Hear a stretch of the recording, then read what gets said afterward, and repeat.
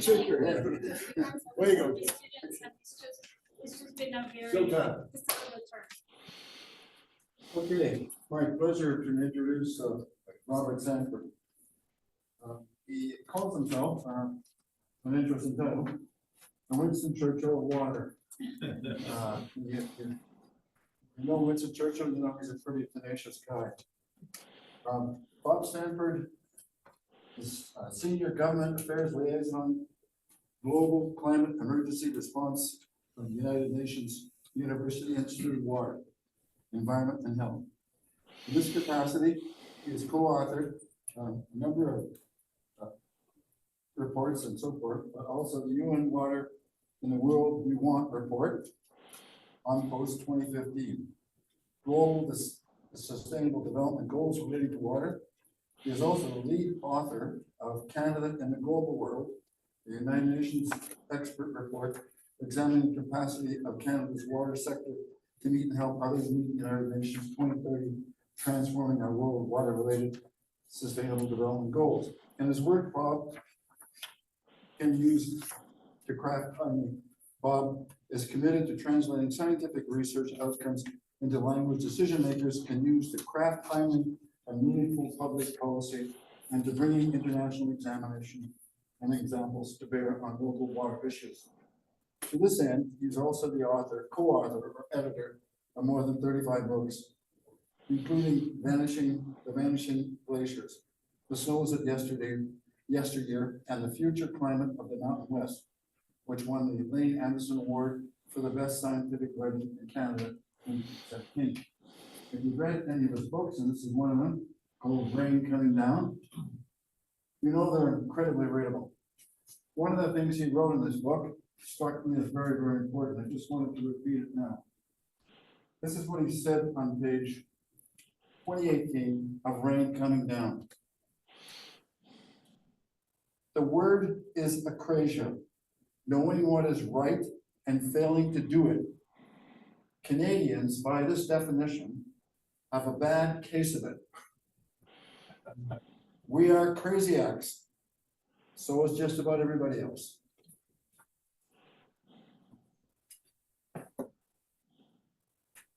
Yes, you're on, Jim. Bob. Well, thank you very much for the kind introduction, Jim. And please allow me to begin by extending the very best wishes of the United Nations to all. In accordance with the Charter of the United Nations and the United Nations Declaration on the Rights of Indigenous People, I wish to acknowledge that all peoples contribute to the diversity and richness of civilizations and cultures which constitute the common heritage of humankind. And it is to the common heritage of all humanity, past and present, that I wish to direct my remarks this evening. So go ahead, Tony. Well, I remain cautious and have conscious hope in my work in global climate emergency. One of our principal roles is to put bad news before people who often simply don't want to hear it. And to that end, we've tried everything. We've tried cautiously and repeatedly laying out hard science. We have lightened up and appealed to morality, to self-interest, to the love we have for our children and our families and the hope we have for future generations. We've even tried humor. And finally, we resorted to begging and pleading. Nothing we have been able to do, however, has been able to penetrate the hard shell of the global status quo.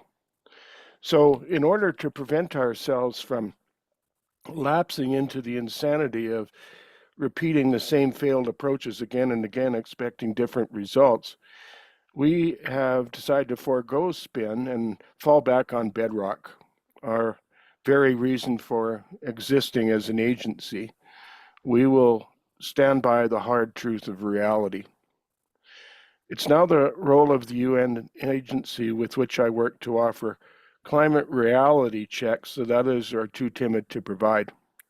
We have been issuing these very blunt reality checks with the hope that they might get us past being distracted from reality and truth by the next explosive lie touted as being on the very verge of being true, fed to us by social media. In that regard, we have a goal of exposing magical thinking. Now, I want to make it clear that our goal is not to spread panic or to perpetuate the state of shock we already seem to be in, but to pull us out of it. And to that end, we need to be informed, we need to be calm, in control, and we need to be ready to confront the hardest and most strenuously avoided truths that humanity has ever faced. And like all of you, I'm sure, I want to have legitimate, honest hope that I can trust, and that's why I do this work. So you will appreciate that I offer such reality checks most uncomfortably, wishing that I had better news to report. So to begin, unfortunately, the days when we could, with the least possible drama, self-effacingly explain the threat that global climate breakdown poses and hope someone will listen, those days are over. What we have learned is that governments all over the world will tell you, don't worry, we got this, when they don't. And what I've seen in our work is there actually is such a thing as being too late and finally acting on existential societal threats. And I just don't want that to happen here in Canada. And to that end, we must face the facts. So here we go. I'm afraid there's no other way to say it. What we feared and warned would happen if we didn't act is upon us. We are plunging into ever more difficult, if not very dangerous times. And the theme for your presentation series, Red Deer, is Water 2050. I would submit to you that in our view, 2030 is the new 2050. The UN has already described the water crisis we should expect to face by 2030 as a scourge of the earth, and it's anticipated that by 2030, the demand for water globally will outpace supply by 40%. So I would submit to you also that we presently face a polycrisis, at the center of which water security is a crucial concern, but there are also linked concerns as well. And if we don't address the polycrisis now, then it could very well metastasize into a permacrisis with which we'll all have to live for as long as it takes for life on Earth to restabilize. So last year, when I assumed this role, climate scientists were already observing that, for all intents and purposes, humanity had already blown by the optimistic target of keeping mean temperatures below 1.5 degrees C of warming. And without immediate action, that even 2 degrees Celsius would be beyond our reach. It was widely held that on the global scale, because we waited so long to act on the threat, that climate heating had actually already gotten away on us. And now all scientists and governments can do is chase after it with the hope of catching up and getting ahead of it. And this has taken us to the end and beyond the first stage of climate change impacts, that of more frequent and intense extreme weather events and changes in global precipitation patterns. It takes us to the second stage of climate impacts on national security. These impacts include increases in intra and interstate conflict and the specter of an explosion in involuntary human migration that is already resulting in a rapid rise in climate refugees for which the world is unprepared. Now, you will recall, I'm sure, that Europe nearly came apart when it was overwhelmed by refugees from the Syrian civil war. And this continues.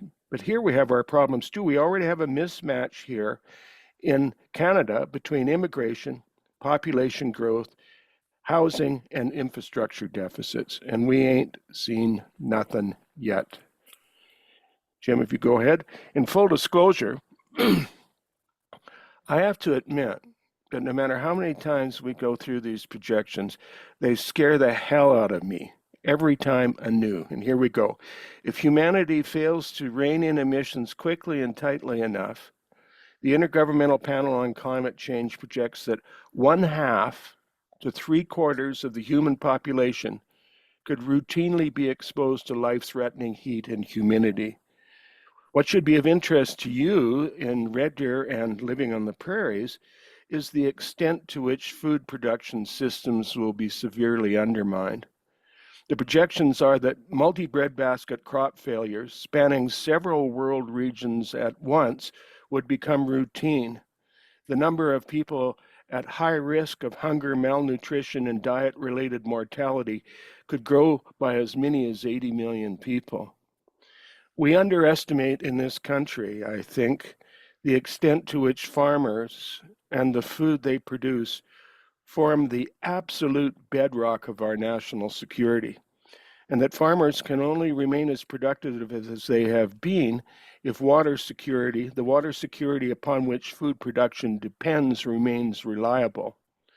Increased heat stress, drought, soil degradation, destruction of crops by disease and insects, and extreme events could render about 1/3 of currently suitable cropland globally unsuitable for farming by 2100.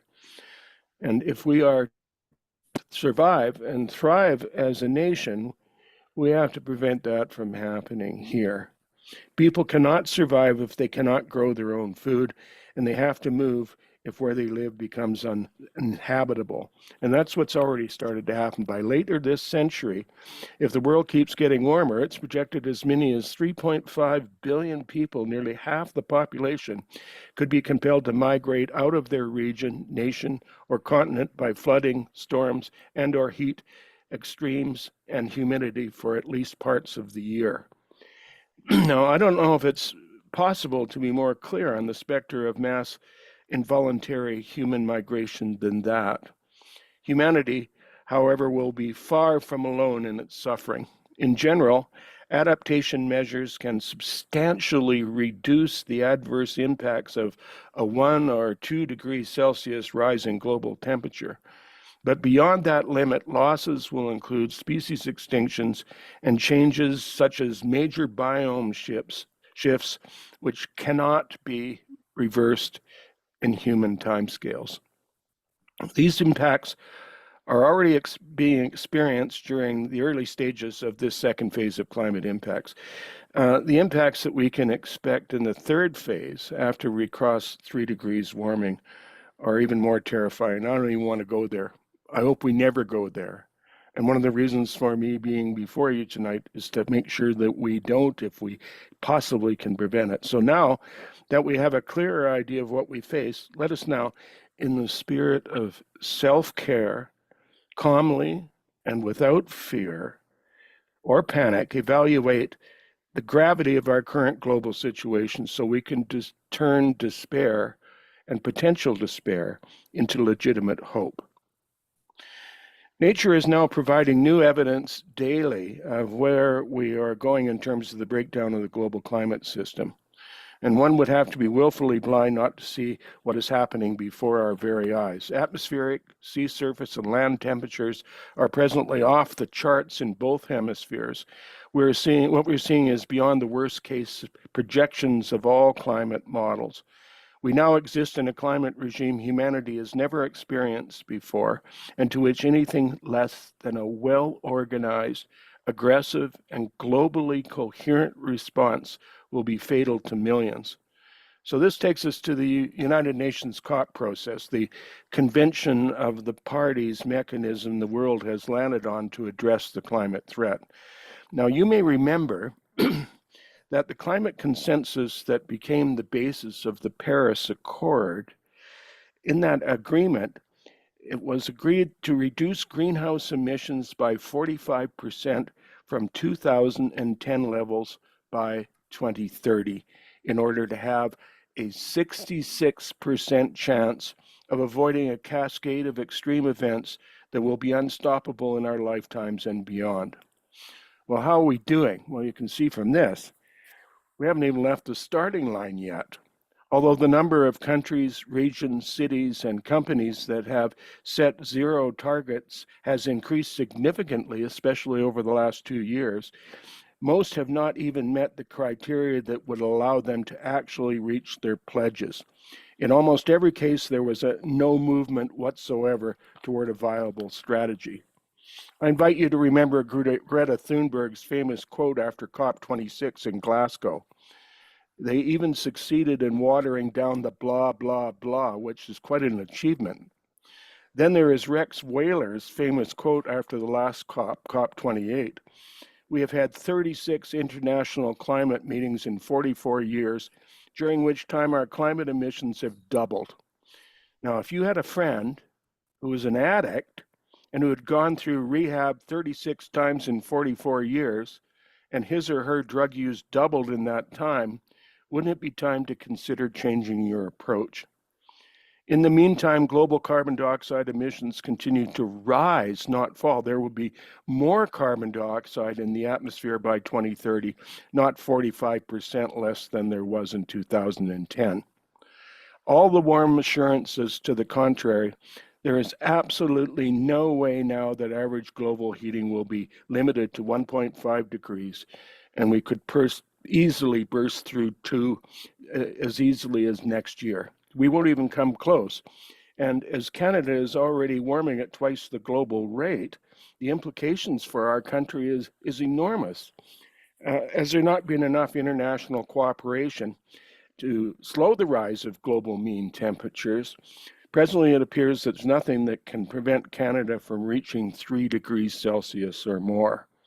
So let's now examine how our failure to address the climate threat translates into our current situation right here in the region in which we live. What is happening right before our very eyes in the West should demand our fullest attention. I'm sure you heard this week that a 3-degree warming across the continent will be amplified on the prairies, which could warm as much as 9 degrees. So you will note that, as James Hansen has observed, all of these effects are related in some way to water. Land use and cover change are only the beginning of the effects that human activities are beginning to have on the global hydrologic cycle.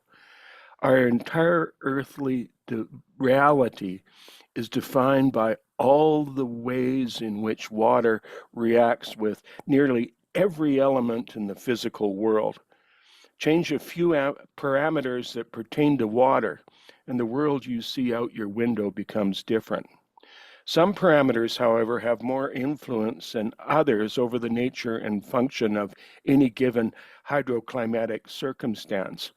The changing of a single defining parameter, temperature, for example, changes all of the other biogeochemical parameters. And if our global temperature changes, an entire new geometry is created around that change.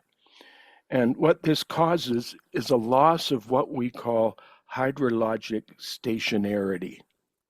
The most frightening discovery of this very young century is that this is exactly what is happening. The rate and manner in which water moves through the global hydrologic cycle is accelerating, and it's happening right before our eyes here and everywhere. And the next most profound changes to the hydrologic cycle relate to how much water a warmer atmosphere can hold. So if you increase the temperature of the atmosphere by 2 degrees C, the atmosphere can carry as much as 14% more water vapor. And if you raise the temperature of the atmosphere by 4 degrees Celsius, it will carry 28% more water vapor, which changes everything. More water vapor in the atmosphere is making storms more powerful, heat waves more intense, droughts deeper, oddly, and more persistent. And that is why recently identified phenomena such as atmospheric rivers demand our fullest attention. Atmospheric rivers are now seen as the workhorses of atmospheric water transport.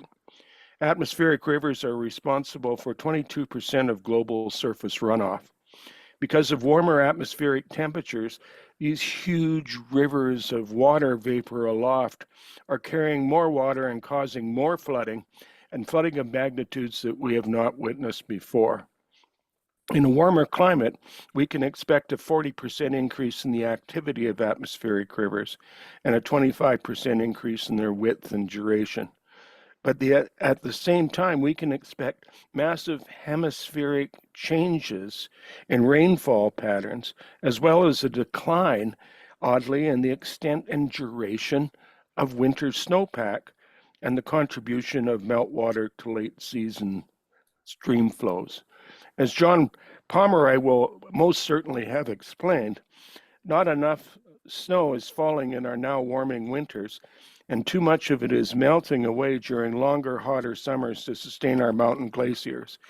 And if you consider glacier ice as water in the bank, so to speak, our interest rate is falling and our principal is disappearing far faster than we can imagine.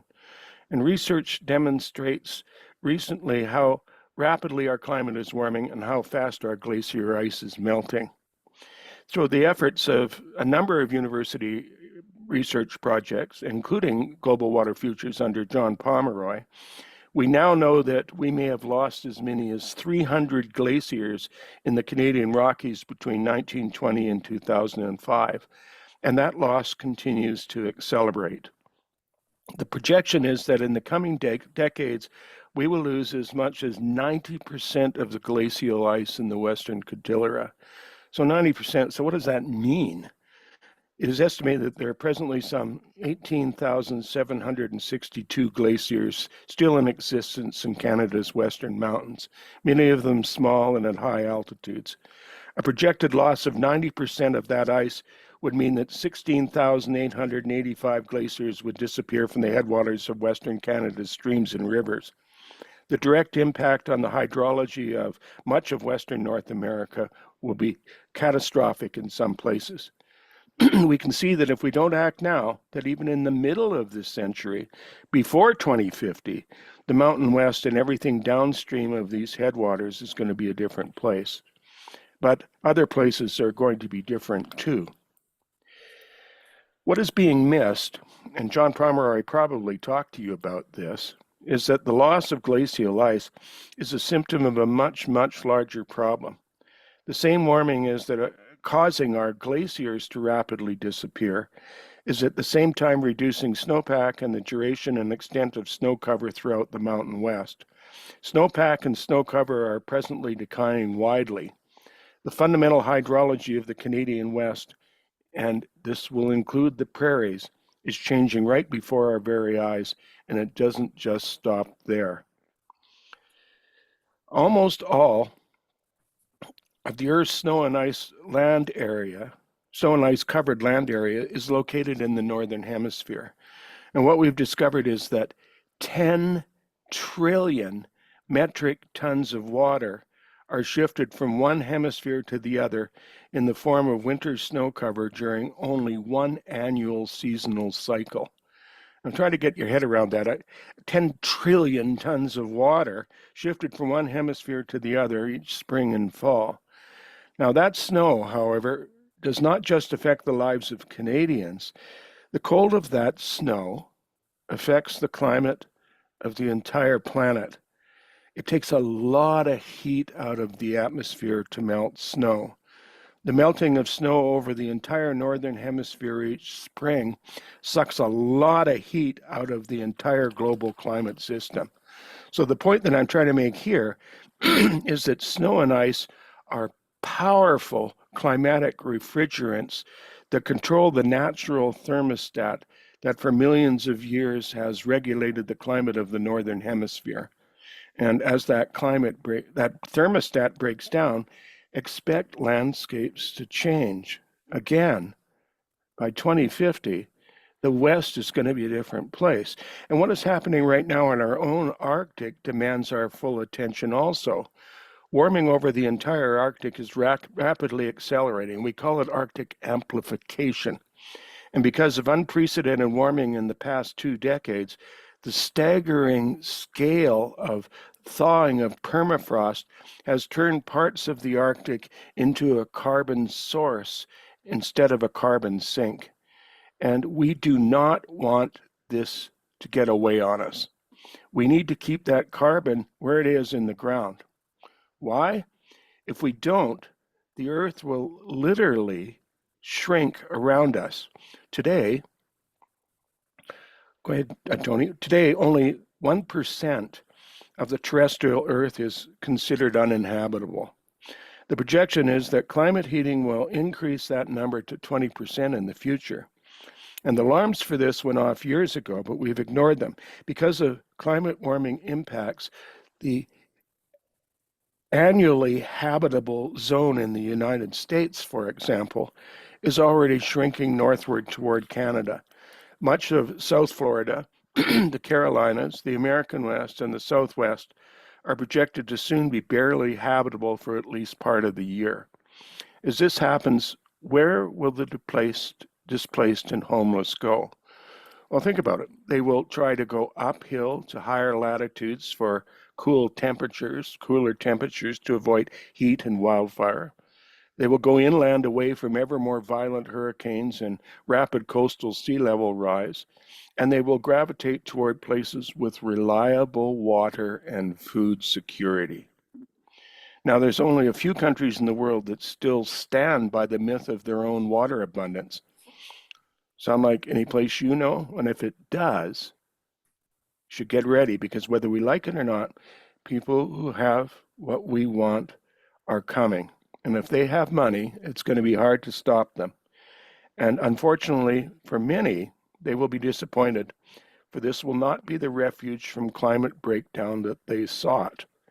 As a result of this accelerated warming, we observe not just ever-increasing methane releases from thawing Arctic permafrost, but also large-scale wildfires that have resulted in greenhouse emissions that are now out of control with unexpected consequences. On August 28, 2024, just this past August, the New York Times reported that according to a paper published in Nature, because of the extent of its wildfires in 2023, Canada became the largest emitter of carbon dioxide into the atmosphere in the world, behind only the United States, China, and India. Since Canada does not report wildfire-related emissions to the UN under the terms of the Paris Agreement, among else, what happened in Jasper puts into relief the fraught and outdated politics of carbon accounting. Moreover, it puts into relief the fact that without meaningful global action on climate heating, Canada will never be able to limit or even control the knock-on impacts of burning that in itself contributes to an ever hotter atmosphere in which it appears as though all of the established rules of combustion have been struck by lightning and set on fire. And as wildfires become bigger and hotter, smoke has become a major health problem from coast to coast to coast. Wildfire has become also a direct threat to hundreds of vulnerable communities. In 2011, as you will remember, a wildfire destroyed a third of the town of Slave Lake in Alberta. In 2016, a wildfire destroyed much of the city of Fort McMurray. In 2021, wildfire completely obliterated the town of Lytton, British Columbia. In 2023, the community of Enterprise in the Northwest Territories was burned to the ground. And we know this year that the Canadian boreal continued to burn. And in July of this year, an out-of-control megafire burned down much of Jasper National Park before obliterating 1/3 of the iconic resort town of Jasper, Alberta.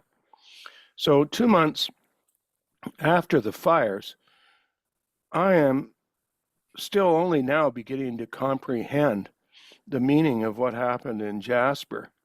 Places I've known all my life, places I beheld as bedrock, permanent, eternal, are no longer recognizable. They have been baked to bedrock. And it should be remembered that Jasper was originally set aside as a national forest reserve in 1907 with the goal of protecting upland watersheds. The fires there were so hot and so extensive that we do not yet have any idea of their total impact on water security, but count on it being substantial. So I can't escape a growing sense that what has happened in Jasper will in time transcend, I hope, the usual recover, rebuild, remember cycle familiar by now to anyone who's lived in or near a forest fireplace. While at Recover, Jasper, I fear, will become a bellwether of the kinds of rolling, localized community collapse and collective mental trauma we worried our society will face more often in a warmer world. But Canadians don't see that yet. Hopefully they will. Though we refuse to see it, what we're experiencing is nothing less than a reckoning. By altering the composition of the global atmosphere, we've literally altered the calculus of combustion on Earth. Wildfires are bigger, hotter, and faster. Things and places burn now that didn't burn before.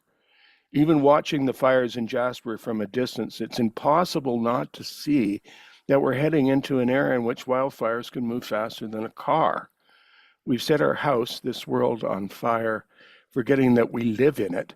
And in so doing, we've inadvertently set the stage for a new human age, an age that fire ecologist Stephen Pine has called the Pyrocene. We're beginning now to see the outlines of the cascade of economic and social impacts that are emerging as we enter that new age. We're only beginning, however, to see the outlines of the untold mental distress that we can expect to emerge from this and more frequent fires. And this is the distress that we're all going to have to live with. Here in the West, wildfire is now our next door neighbor, and it isn't moving. So what we are already beginning to see is exactly what scientists predicted long ago. If we did not act immediately on the climate threat, we would find ourselves in a situation where we cannot keep up with the frequency of climate-related disasters.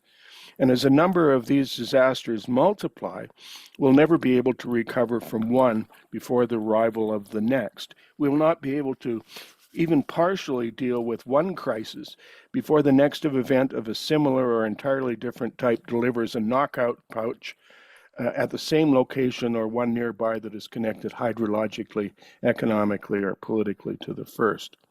These kinds of compound events are already occurring in the same places in Canada with little or no relief in between. And as we've seen elsewhere in other countries, recurring climate disasters can bankrupt whole nations, and they're going to keep happening.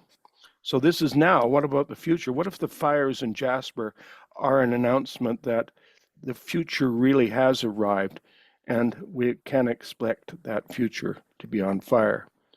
One haunting lesson I have to tell you from bearing witness in Jasper is that more and more deeply, with every passing day, I feel that in the end, all we have is one another and our communities. Leaders ignore these emerging realities at political peril. The failure of governments to manage and prevent water-related climate disasters, in my view, will soon threaten the trust Canadians once had in their governments to manage these crises. So, where do we go from here? Where's the hope? What should we do? Well, first of all, again, we have to face the facts. Again, let's put our fears aside for the moment and get a hold of ourselves and calmly deal with the reality. We cannot afford to be misinformed or deluded. The future is in no way foreordained. If we work together, we can deal with it. Through self-care, caring for others, and where we live, we can shape the future. So a question. What is the difference between an emergency and a disaster? A disaster is a sudden event that causes great damage or loss. An emergency is a situation in which normal operations cannot continue and immediate action is required to prevent a disaster. In an emergency, your first goal should be to prevent a disaster. And priority one in an emergency is to protect yourselves, your family, and your community. And in this regard, in this long struggle we're going to have to deal with, this despair is a dead end. We have to, in the meantime, find joy in our lives and where and how we live, and we have to cultivate that. Priority 2 should be to protect your livelihood. We continue to rely on viewing the climate threat through the standard lens of risk management, but we've yet to see that this is not enough. The standard strengths, weaknesses, opportunities, and threats SWOT mechanisms of analysis need to be turned on their head. We're at the point where recognition of threats must precede all else. We need to evaluate threats first, then opportunities, then weaknesses, before we examine our strengths, and stop overestimating our strengths as we've been doing. So let's start with the threats, which do not include just the direct consequences of climate heating, but also indirect social threats also. We in our agency have been saying for years that we will not be able to address existential threats to our future if we do not protect, restore, and reform our democracies. Our divisiveness threatens our demise. We need leaders who bring our country together, not tear it further apart. In our view, we cannot separate the breakdown of our democracy from the threat posed to our society by the threat of the global climate breakdown. The collapse of one will fuel and accelerate the breakdown of the other. So if we don't act now, one will then become the other. And what then? But related to that, we have to have a techno-fantasy reality check. In the end, all COP28 did was kick the climate can further down the road. There remain enough weasel words and wiggle words, wording to keep business as usual going in the fossil fuel sector for some time. We're still playing the net zero shell game with emissions cap and trade cop-outs that still permit dubious offsets between industrial sectors and developing countries. The so-called Dubai Consensus commits us all to having unproven technological scams like carbon capture and storage jammed down our throats, technology which even the director of the International Energy Agency has called fantasies. Why? Even when they work, existing air capture projects are capturing 1/1,000,000th of what they need to, and even under outrageously optimistic projections, where they improve by a factor of 1,000 or even 10,000, that's still not going to do the job of decarbonization. And in addition to this, we will have to wait till the 20s or the 2030s and 2040s to see if this techno magic will actually even work. And if this sounds like madness to you, maybe it is because it is. Perhaps the most important thing the watching and waiting world could take away from COP28 and its failures is that the global climate solidarity cavalry is not coming to save us. No one, at least at the moment, is coming to save us, not the UN, not our governments. We have to save ourselves. That means falling back on what we always fall back in times of crisis or emergency, and that is community. So then, where does hope reside? If you live in your community and you're part of it, then you're part of that hope. While nations learn to think and act as members of a global community, we're essentially on our own in the regions in which we live, in our cities, in our neighborhoods, and in our homes. And this, however, in my mind, should not be seen as the end of the world. It could be seen as the beginning of an exciting new one. What can I do? I'm only one person. The first thing I hear is this, I'm only one person. Well, the first thing may be to stop being one person.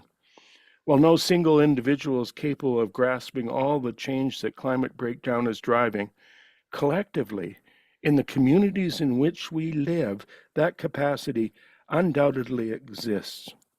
There is enormous power in realizing the power of community, for it's at the local level, the level at which all of us live and work, that we have the most power to effect change and to act most effectively in service of where and how we live and who we love now and in the future. The communities that will thrive in the future will be those characterized by relentlessly informed, inclusive, and fiercely engaged citizen and leadership. It won't be easy. We are at a critical moment in history, and that means that never before has our country needed a passionate, committed, hyper-aware citizenry and visionary and inclusive leadership at all levels than it does now. The future of our prosperous country demands it. But it's not just our minds we have to bring to the problem, but our hearts. We should never forget also how lucky and privileged we are to live where we do.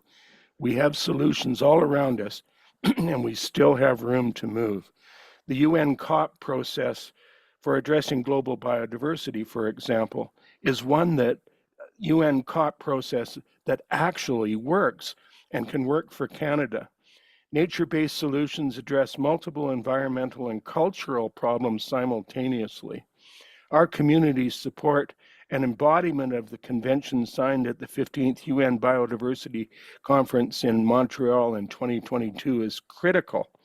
At that summit, signatory nations, including Canada, committed by way of the Global Half Earth and 30 by 30 initiative to conserve 30% of their lands and seas and restore 30% more represents a huge opportunity. And the thing that we need to remember in protecting lands, we protect watersheds. This convention is an absolutely brilliant answer to how regenerative thinking can contribute to addressing the global water crisis, the climate emergency, and the biodiversity crisis simultaneously, especially if it involves active engagement with Indigenous peoples. So in these matters, I have to tell you that living here in the West, I'm constantly reminded and greatly heartened that by what we have already saved here in the West in terms of intact ecosystems. We have saved a great deal, and what we saved may now save us. So in closing, like everyone listening, I'm sure, I too wish more than anything that we didn't now face what we have happening in our time. But it has happened, and those of us who care about the future have no choice but to deal with it. Dealing with the threat of global heating in this climate is like trying to land a plane in a hurricane. And as it happens, it unfortunately falls to us, all of those who care about the future, to do just that. We must fly and land the plane. And with all important endeavors in human history, these tasks are at once aesthetic and political. And because of the magnitude that besets the planet, of the crisis that besets the planet, these tasks are now freighted also with the most pressing moral urgency. It's up to us now to do what we can, where we can, with what we have and what we know, while at the same time aiming to create the conditions in which we may discover the finest qualities in ourselves and others. We simply cannot fail. This can and must be our finest hour. I am of the firm belief there remains much hope and much to hope for. By 2050, the water resources of the Mountain West will be more valuable than we ever imagined. And I trust that those resources will be protected and cherished because people like you will make sure that they are.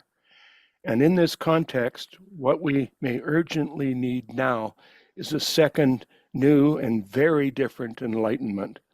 But no enlightenment can proceed without a renaissance. We, all of us, need to be that renaissance. We, all of us, need to be that new and wiser beginning. We need to be part of that next new epic story in which we began to imagine ourselves as actors in a heroic narrative. The narrative we need to create and believe in is one in which humanity at last listened to what water and weather are telling us and listened intently to one another, to science, to Indigenous peoples, to poets and artists, and intergenerationally to youth. And in that narrative, we did so in time to act to avoid our current peril. Let us together change course so we can create that better, more sustainable West, the West we want, the West we need. Thank you.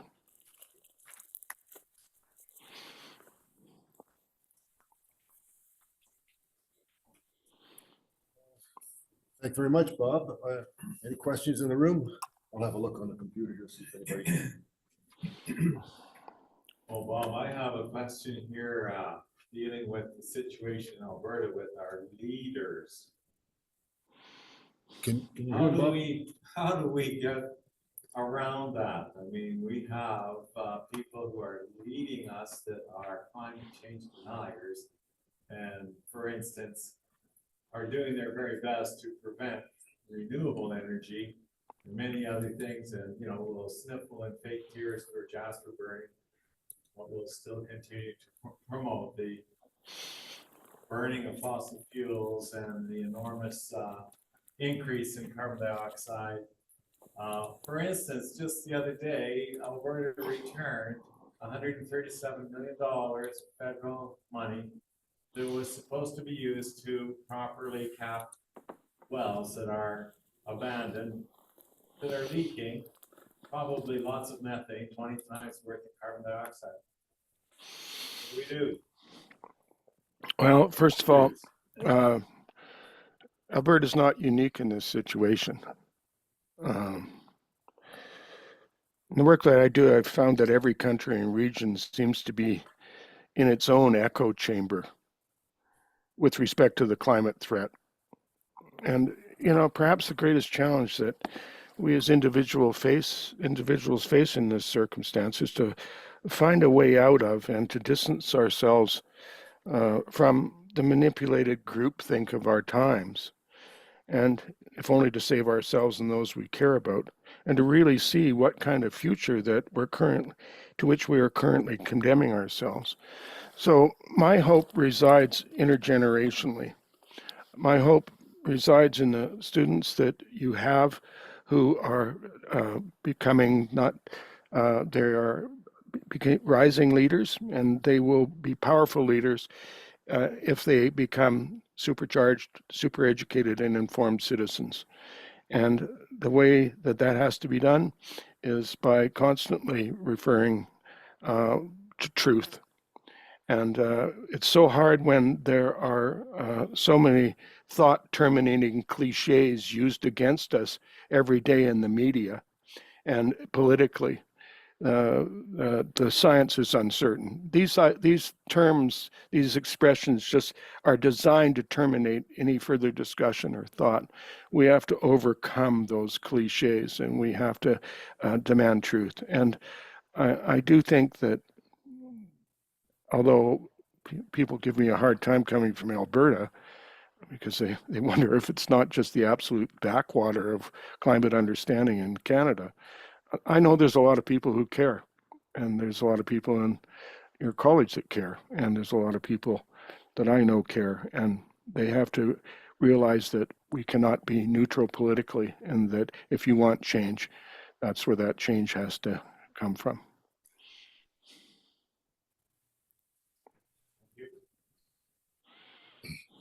Bob, I'm going to talk about two strategies. The one you mentioned you think is most effective would be the bottom-up strategy, where you think citizens can bring about the change. The other strategy would be the top-down strategy, the kind of strategy that's been used to come up with international conferences and international agreements. The problem with a bottom-up strategy is the political power doesn't rest with the people, it rests with the governments. And unfortunately, they have no will to actually make changes. The reason why they have no will is they have a duration of maybe 4 years in power, and they want to keep their power for the next 4 years. So they don't want to do anything drastic to the financial situation or whatever of their citizens. So in a democracy, we have this problem. We elect these people. They want to get reelected. Their only job is to get reelected, not to fix the environment, but to get reelected. not to do what the citizens want, but to get reelected. And that's what they focus on. So they'll sign agreements and they'll talk the talk, but they won't walk the walk because they realize that will require sacrifice on the part of the citizens and they won't do it. How do we get around that? Well, I have to tell you,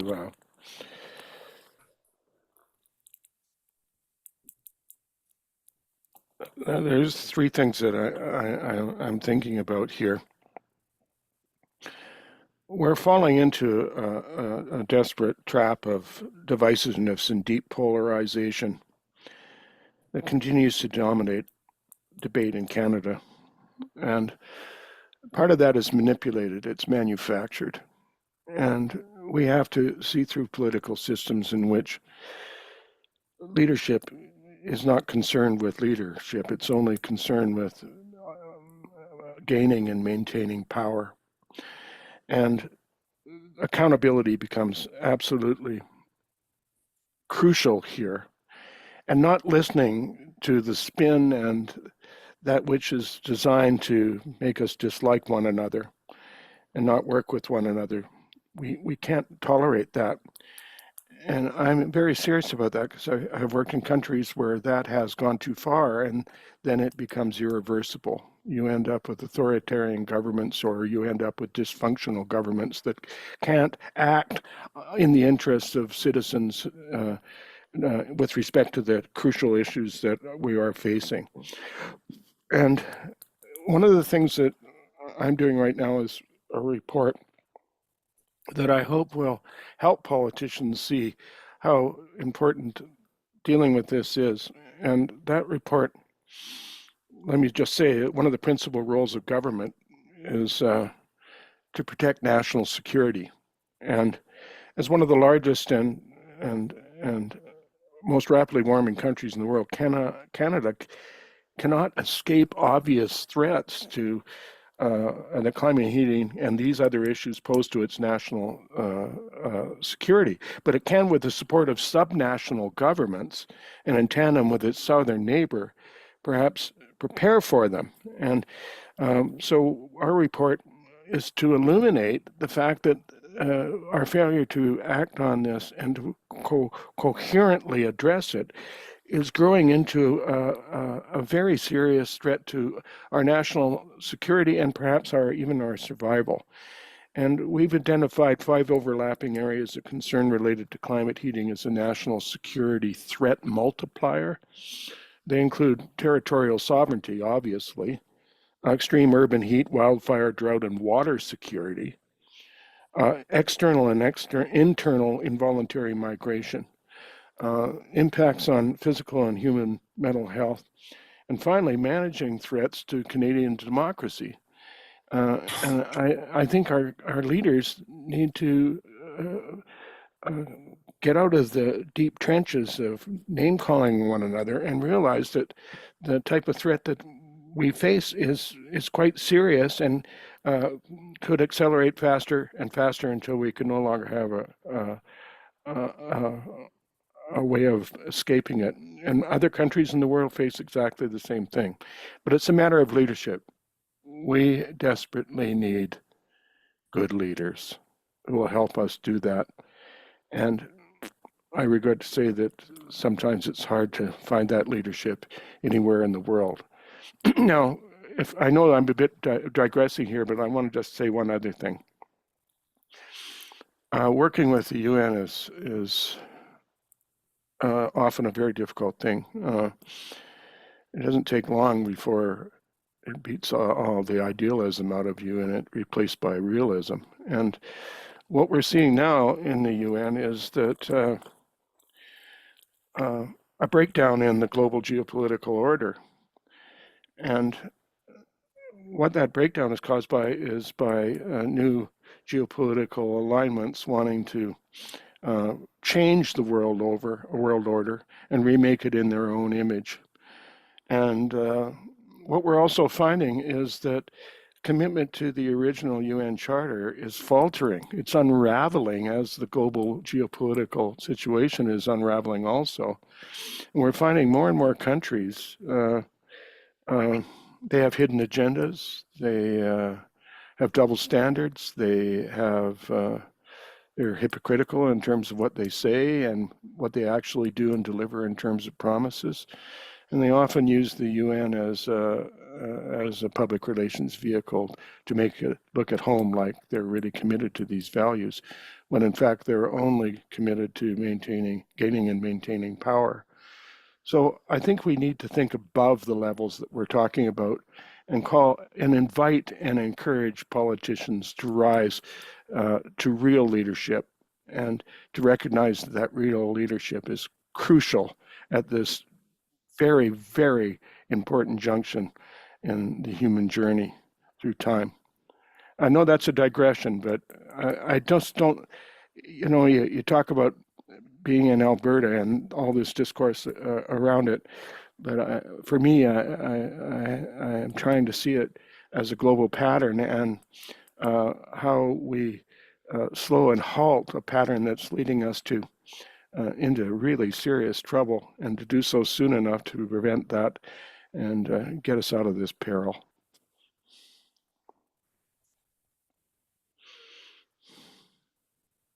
Bob, are there any lessons from history that we can use to inspire us? Things that have happened, and situations, crises that have been resolved in a hopeful way? That's really interesting, because you look at the history of the collapse of civilizations, and they almost always come about from the same hubris, the same sense of entitlement, and their same overconfidence with respect to how they can manage these events that allow them to get into fatal trouble before they start doing something about it, and that's the end of them. Now, the only really important lessons history teaches us is living within the means of your own environment. And in that regard, Indigenous people have a great deal to teach us, and they have a great deal of knowledge that they can share, and a worldview to which we must return to a large extent if we are going to avoid crises and emergencies. And so there are historical precedents, and we have them in our country. And there are also local cultures elsewhere in the world that are essentially indigenous, that have survived over long periods of time. But it's always on a micro scale, and it's always almost on a community level. And that's why I really strongly believe that while we face some serious problems here, there is a real opportunity to strengthen our communities in reaction to these crises. So you're saying that surviving, being sustainable is far greater virtue than growth? Absolutely. I mean, I think surviving with grace and dignity is what we should aim for, and respect for one another and for the world we live in, the gift that we have been given. That's more important to me than a new pickup.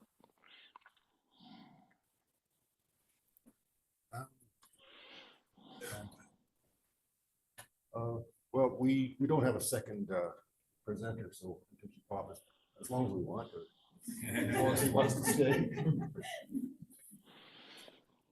Go ahead, Gabrielle. Hello, Bob.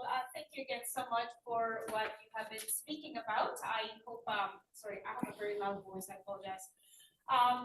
So some of us teach, or there are many people who are parents, and that is still a process, right? Just sharing. I think we try to share our concerns with the younger generation. I mean, these are our leaders in the making. These are our experts who are in training at the moment.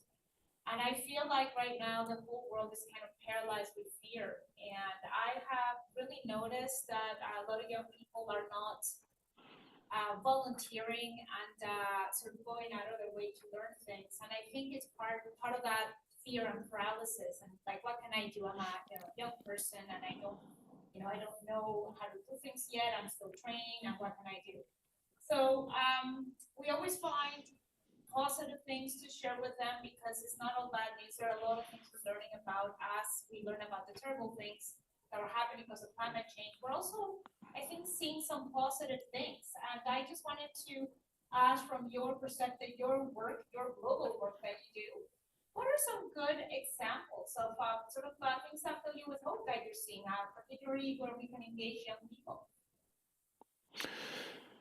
I think young people are asking the one most important question of our time. And when I speak to youth groups and others, the question is always asked, what did you do when you knew? They need to keep asking that question. And all of us need to face and answer that question.